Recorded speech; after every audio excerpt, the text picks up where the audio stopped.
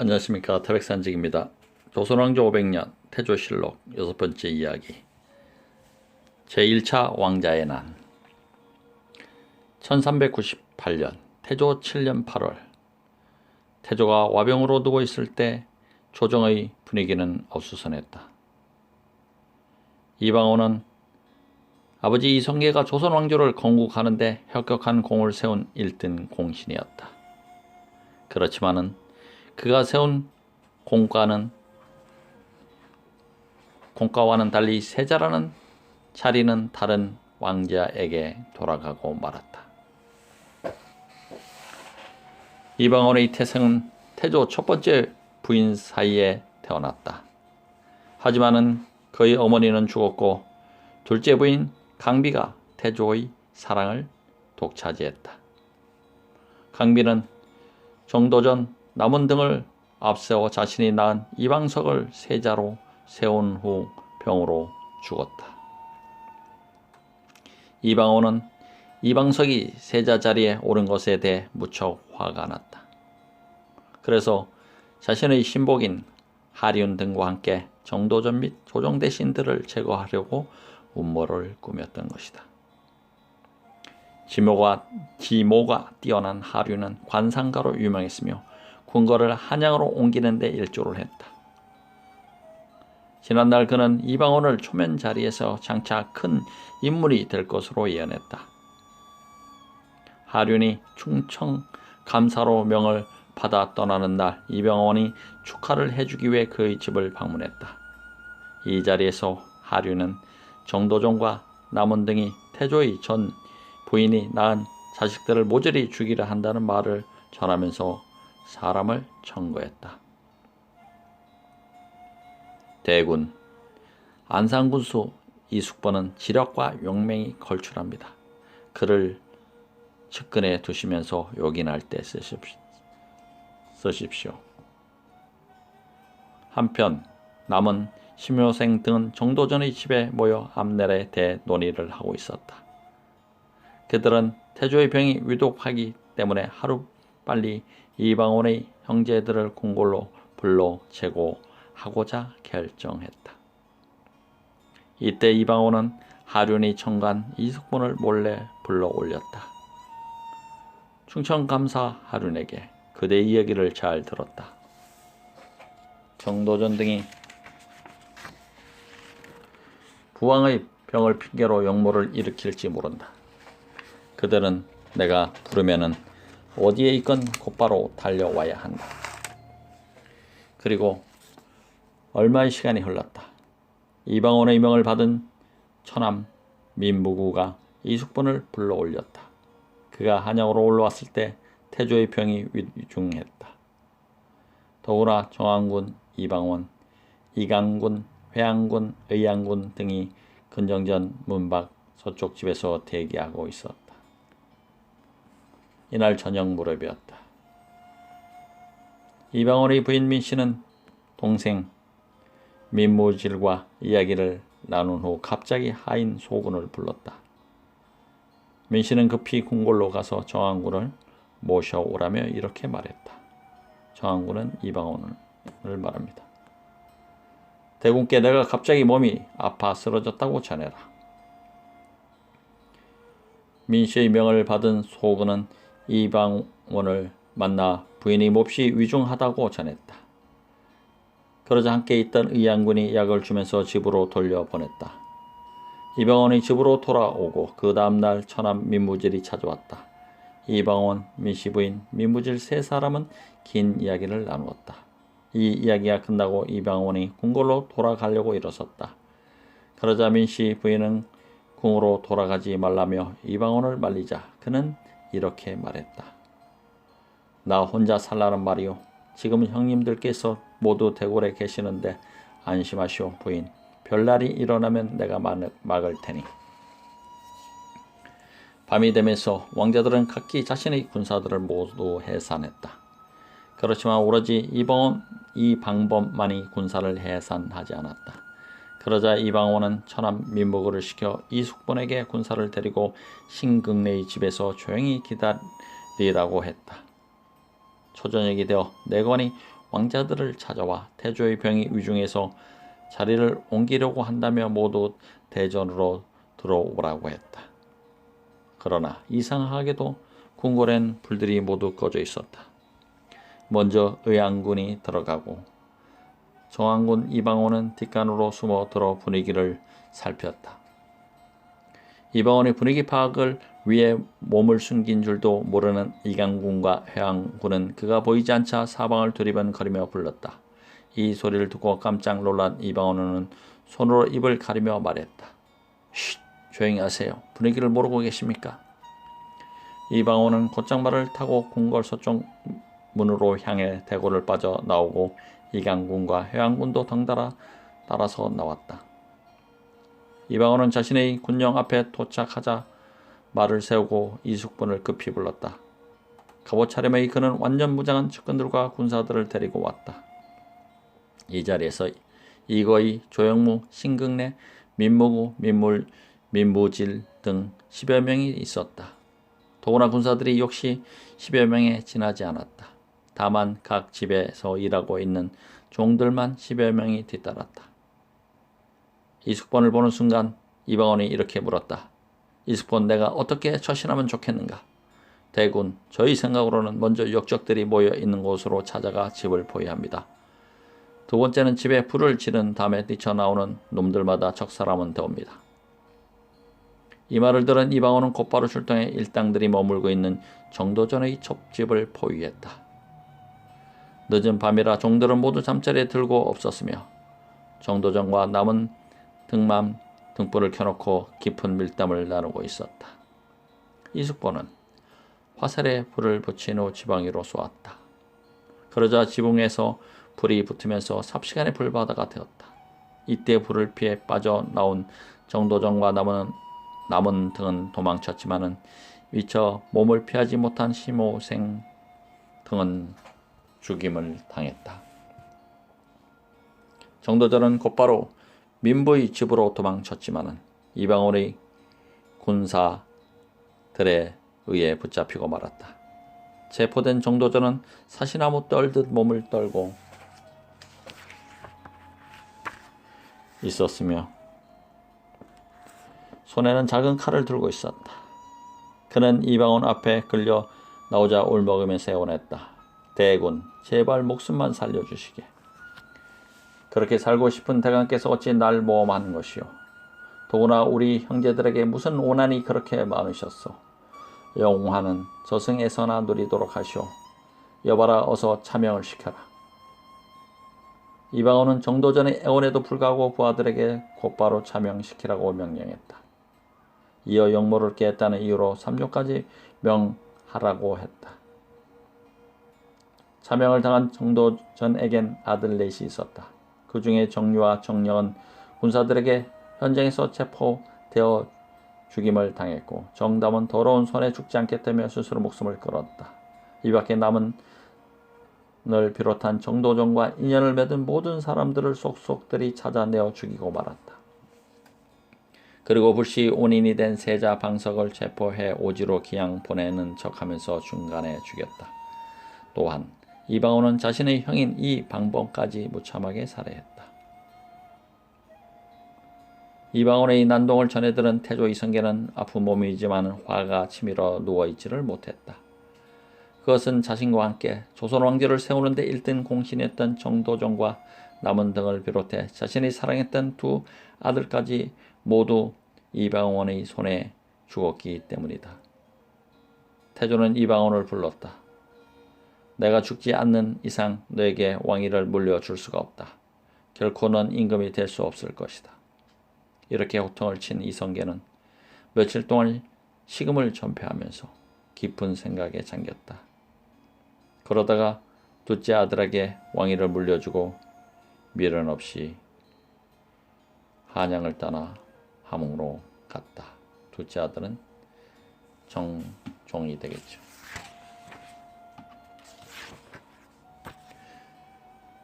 간추린 야사 태조실록 용서받지 못할 자. 이방원 한씨 부인 태생 이방석 강비가 어머니 세자로 책봉되기 전까지 강비는 물론 그녀와 관계된 모든 인물들과의 사이가 매우 좋았다. 하지만 이방석이 세자로 책봉되면서 그녀와 연관된 모든 사람들과 관계가 매우 나빠졌다. 세자가 책봉되면서 야심찬 이방원으로부터 강실은 불안과 공포를 느꼈다.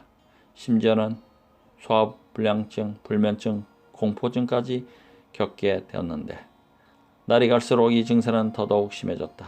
이를 눈치챈 태조의 이성계는 왕비의 신변을 심삼치 않게 생각해 그녀를 찾아왔다. 중전, 무슨 근심거리라도 있으시오. 얼굴에 살은 어디 가고 이렇게 뼈만 앙상하단 말이오. 먹고 싶은 것 있다면 말해보시오. 내가 직접 그대에게 갖다 주리라. 더구나 방석이 내 뒤를 이을 때까지 살아야 호강하지 않겠소. 어서 기운을 차리세요. 1396년 태조 5년 음력 8월 13일 강씨가 병으로 죽자 태조 혼자만 슬프게 울었다. 그는 10일간 모든 정사를 중지하고 전국 백성과 함께 애도했다. 또한 명당을 찾기 위해 15일 동안 아람동, 행주, 서부, 황화방, 정동 등을 물색했다. 이 중에서 아람동은 숲에서 버렸고 행주는 내키지 않아서 버려졌지만 대궐 근처에 있다는 이유로 서부, 황하방이 능지로 결정되었다. 강비가 죽은 해인 9월 9일부터 친히 정릉 총조에 나섰다. 10월 10일에는 자정승 조중과 판중 주원사 이근에게 강비의 생전 덕행을 기록한 시책을 받들어 신덕 왕후란 묘호를 올리게 하였다. 이듬해인 정월 초 사흔날 안장했는데 이것이 바로 정릉이다. 정릉이 생기면서 부르게 되었고 지금은 정동으로 바뀌었다. 강비가 죽은 후인 1398년 태조 7년 가을 어느 날 정도전과 남은 네 왕자와 세자 방석에 대해 논의를 하고 있었다. 대감 세자 방석이 불쌍하게 되었소. 그렇죠. 부왕이 있지만은 병중이고 중전이 없으니 말이오. 그래서 말인데 우리가 강비의 유지를 받들어 세자를 도와야 하지 않겠소. 물론이죠. 그렇다면 대감께서 좋은 묘책이라도 세우셨소이까? 아니요. 난 오직 삼봉의 의견에 따라 가겠소. 별 묘수가 없습니다. 그렇지만 요즘 태조께서 병안으로 누워 계시는데 어쩜 이것이 기회가 될 수 있다고 생각합니다. 어떤? 태조의 병세가 더 나빠지면 나는 대감과 함께 병문안하여 피접, 자리를 옮겨 병을 다스림의 필요성을 강조하겠소. 그러면 모든 왕자들을 한자리에 모이게 할 수 있소이다. 그때를 기회로 삼아 왕자 넷을 모두 척살할 참요. 대감. 그렇게 된다면 반드시 성공할 수가 있겠구려. 하지만 대감, 만약 이 말이 새어 나간다면 우린 죽은 목숨이라 다름없소이다. 그래서 말인데 우리 쪽 사람이 몇이나 알고 있소이까? 대략 몇 사람 정도입니다. 이들의 은밀한 음모가 결정된 후 열이 되지 않아 태조의 병세가 매우 위중해졌고 피접할 정도가 되었다. 그러자 정도전과 남원은 하늘이 준 기하라며 몇 번이나 문병하면서 피접을 강조했다. 태조도 정도전의 전언을 받아들이기로 결정했다. 그 결정에 따라 정도전과 남원은 태조의 측근인 내시에게 일렀다. 태조의 병원이 심해져 피접해야만 병을 고칠 수 있다. 여러 왕자들에게 태조가 피접을 떠난다고 알리고 참석해 하라고 하시오. 그러나 음모는 하늘이 돕지 않는 한 발각되게 마련이다. 정도전과 가까운 전 참찬 이무가 이런 음모를 이방원 정한 대군의 부인 민씨에게 밀고 했다. 이날따라 방원은 형님 왕자들과 근정문 밖에서 태조의 병을 살피기 위해 밤을 지새우고 있었다. 부인 민씨 원경 황후는 먼저 자신의 오라버니 민무지를 불러 의논했다. 그런 다음 하인 김소곤을 이방원에게 보내 자신의 복통으로 쓰러졌다고 알렸다. 김소곤의 말에 깜짝 놀란 이방원은 집으로 급히 돌아왔다. 그는 부인 민씨의 거짓에 성질이 났다. 하지만 부인 민씨와 처남 민무질에게 모든 이야기를 듣고 대궐로 돌아가기 위해 자리에서 일어섰다.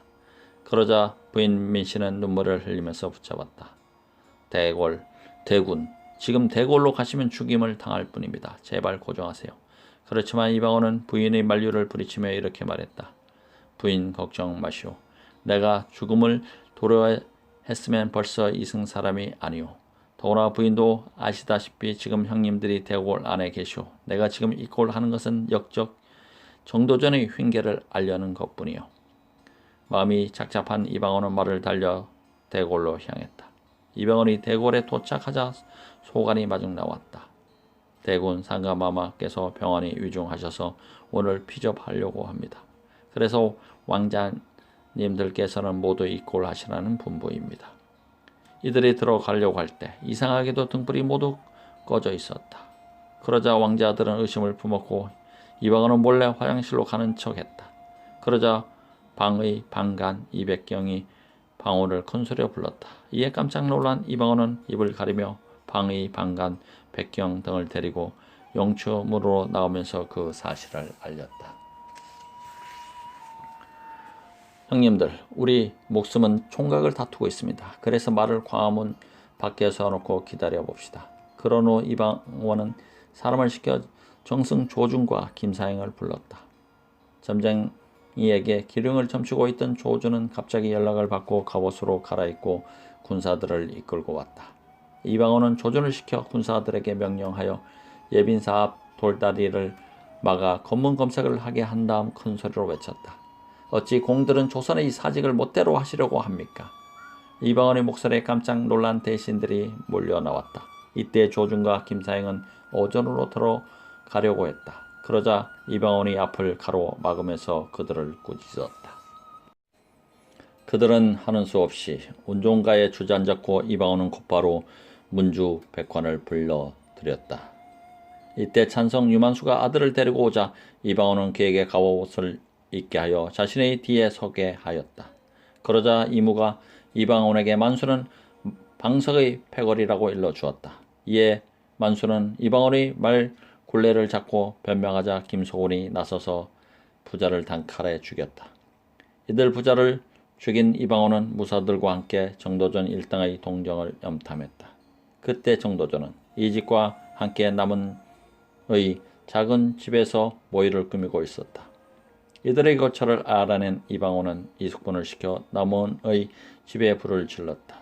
깜짝 놀란 정도전은 급히 몸을 피해 이웃한 반봉상 민부의 집으로 숨었다. 그러자 민부는 정도전을 보고 큰 소리로 발고했고 곧바로 이방원의 부하들은 그를 붙잡았다.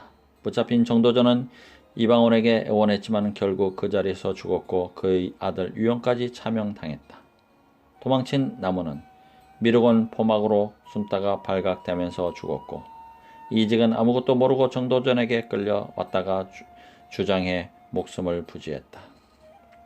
아무것도 모르고 정도전에게 끌려왔다고 주장해서 목숨을 부지한 것은 이직이다. 이 사실을 전혀 눈치채지 못하고 있던 방석 일당은 군사를 움직이기 위해 세자를 받든 후 성밖을 살폈다.